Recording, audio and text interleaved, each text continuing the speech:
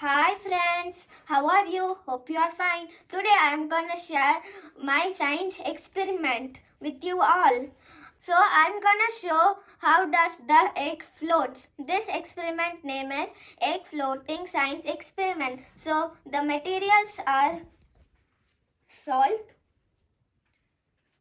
2 raw eggs, 2 empty glasses and jug of water.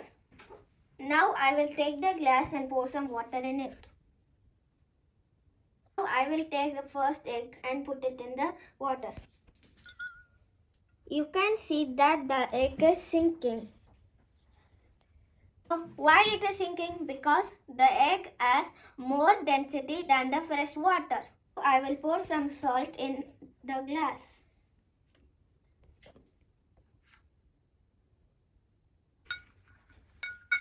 Now I will drop the egg in the glass.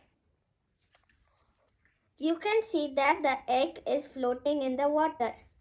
The salt water is denser than the fresh water because of its salt content.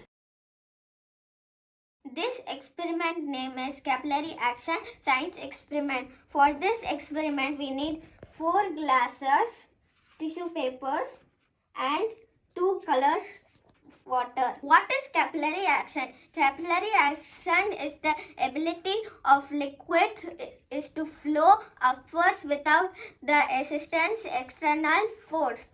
I will pour the color water in the first glass. Now I will pour the blue water in the third glass. So I folded the tissue papers. Now I will put in the glass. This is the second glass.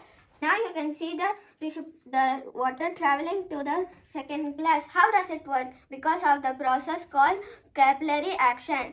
The water molecules attracted to the fiber of the paper, so they pull the other water molecules with them. Did you know that plants also use the same method to draw water from the ground? Thank you.